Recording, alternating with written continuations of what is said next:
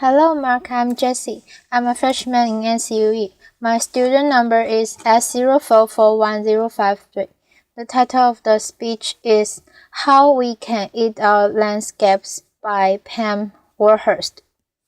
The will to live life differently can start in some of the most unusual places. This is where I came from. It's a market town in the north of England. 15,000 people between Leeds and Manchester. Fairly normal market town. It used to look like this, and now it's more like this, with fruit and veg and herbs sprouting up all over the place. We call it propaganda gardening. Laughter. Corner Road Railway Station car park, front of a health center, people's front gardens, and even in front of the police station. Laughter. We've got edible cannon to pass, and we've got sprouting cemeteries. The soil is extremely good. Laughter. We've even invented a new form of tourism. It's called vegetable tourism, and believe it or not, people come from all over the world to poke around in our raised beds, even when there's not much growing. Laughter. But it starts a conversation. Laughter. And we're not doing it because we're bored. Laughter. We're doing it because we want to start a revolution. We try to answer this simple question. Can you find a unified language that cuts across age and income and culture that will help people themselves find a new way of living, see spaces around them differently, think about the resources they use differently, interact differently? Can we find that language, and then can we replicate those actions? And the answer would appear to be yes, and the language would appear to be food. So 3.5 years ago, a few of us sat around a kitchen table and we just invented the whole thing. Laughter, applause. We came up with a really simple game plan that we put to a public meeting. We did not consult. We did not write a report. Enough of all that laughter. And we said to the public meeting in modern look, let's imagine that our town is focused around 3 plates. A community plate, the way we live our everyday lives. A learning plate, what we teach our kids in school and what new skills we share amongst ourselves. And business, what we do with the pound in our pocket and which business we choose to support. Now let's imagine those plates agitated with community actions around food.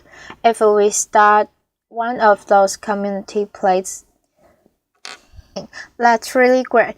That's really start to empower people. But if we can then spin that community plate with the learning plate, and then spin it with the business plate, we've got a real show there.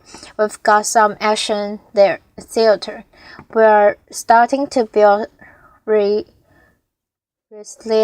ourselves.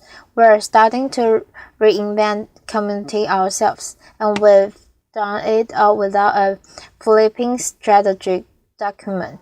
Applause. And here's the thing as well. We've not asked anybody's permission to do this. We're just doing it. Laughter. And we are certainly not waiting for that check to drop through the letterbox before we start. And most importantly of all, we're not daunted by the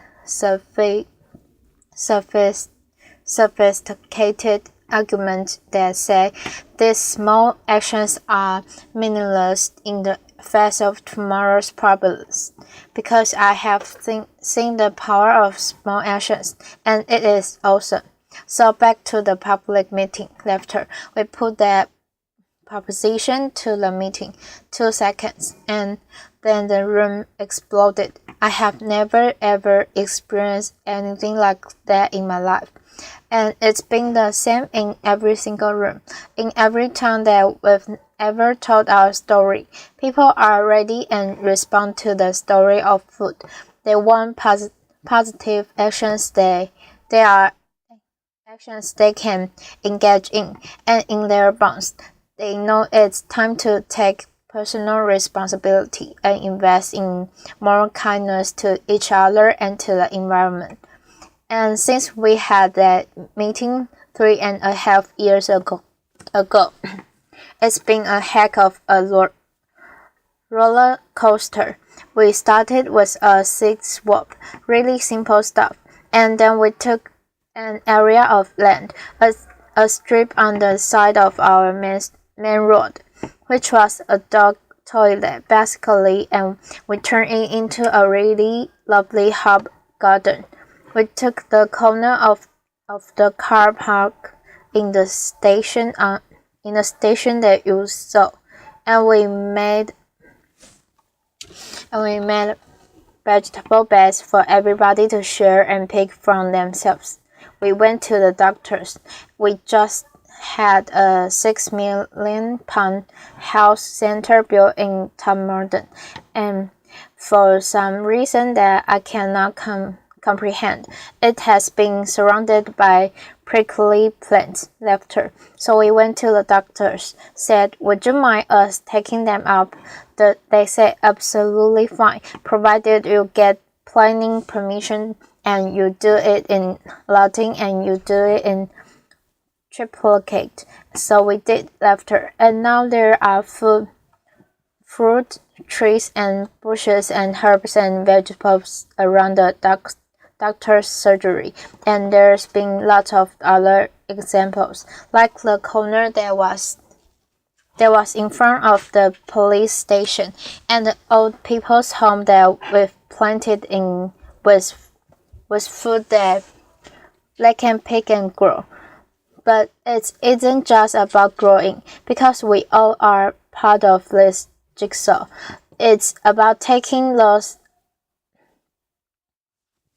people in your community and doing some fabulous designs in those raised beds to explain to people what's growing there, because there are so many people that don't really recognize a vegetable unless it's in a bit of plastic with a bit of an instruction packet on the top.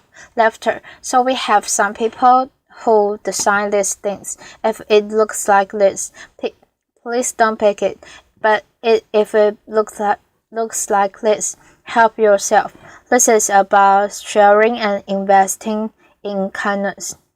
And for those people that don't want to do either of those things, maybe they can cook. So we pick them seasonally, and then we go on the street or in the pub or in the church or wherever people are living their lives.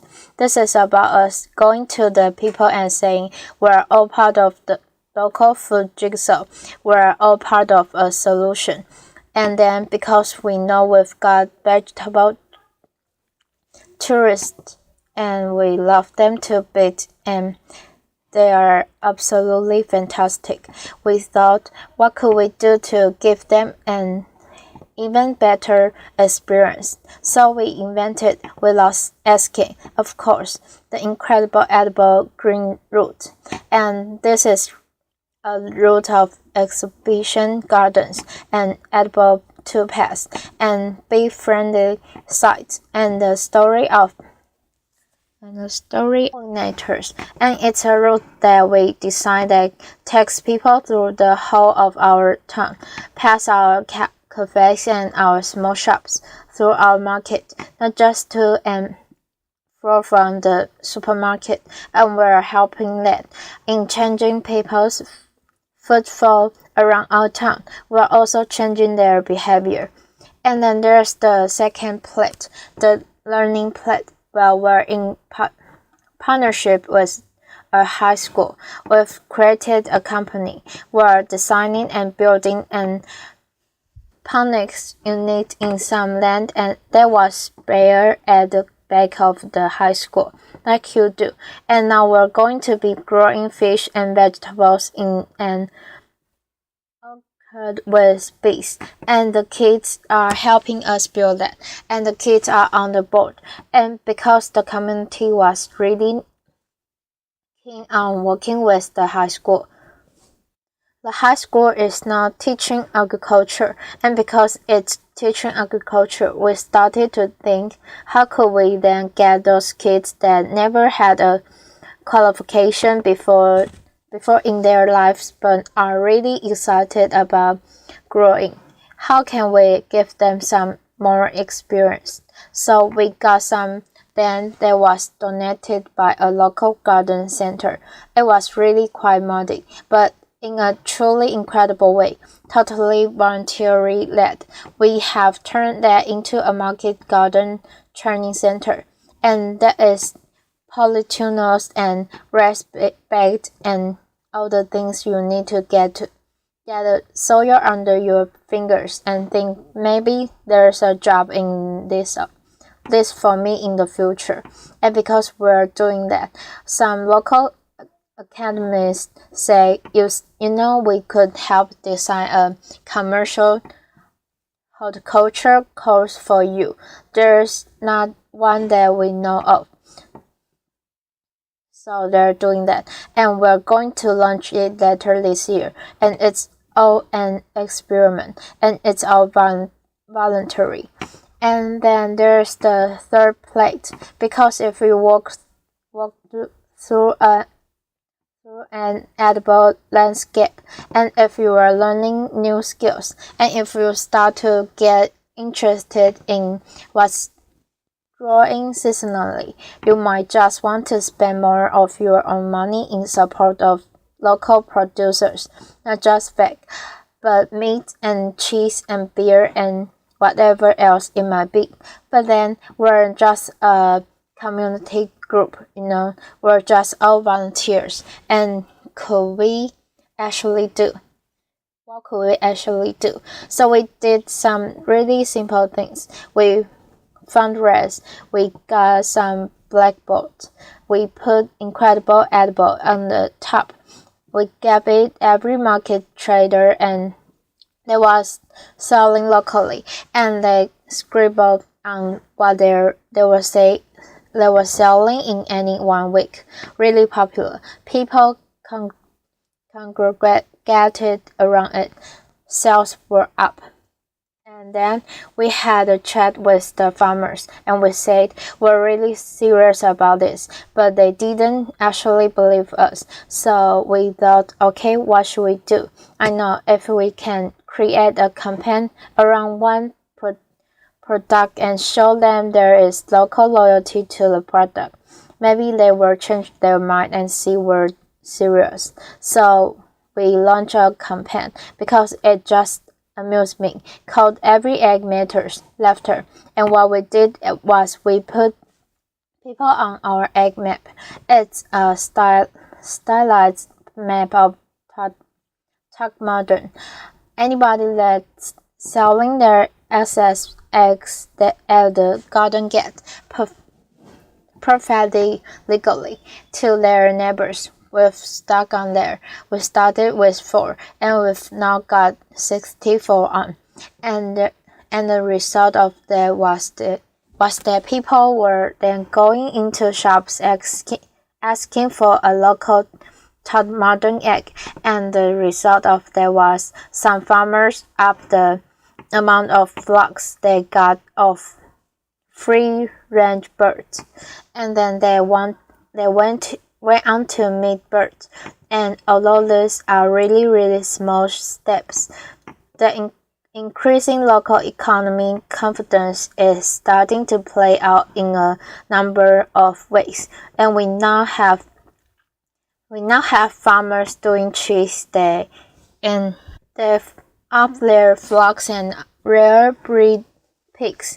They're doing pasties and pies and things that they would have never done before. We've got increasing markets stalls selling local food, and in a survey that local students did for us, 49% of all food traders in that town said that their bottom line had increased because of what we're actually doing, and we're just volunteers and it's only an experiment. Laughter. Now, none of this is rocket science. It certainly is not clever, and it's not original, but it is joined up, and it is inclusive. This is not a movement for those people that are going to sort themselves out anyway. This is a movement for everyone. We have a motto: if you eat, you are in. Laughter, applause. Across age, across income, across culture. It's been really quite a roller coaster experience. But going back to the first question that we asked, is it replicable? Re, re, replug, replug,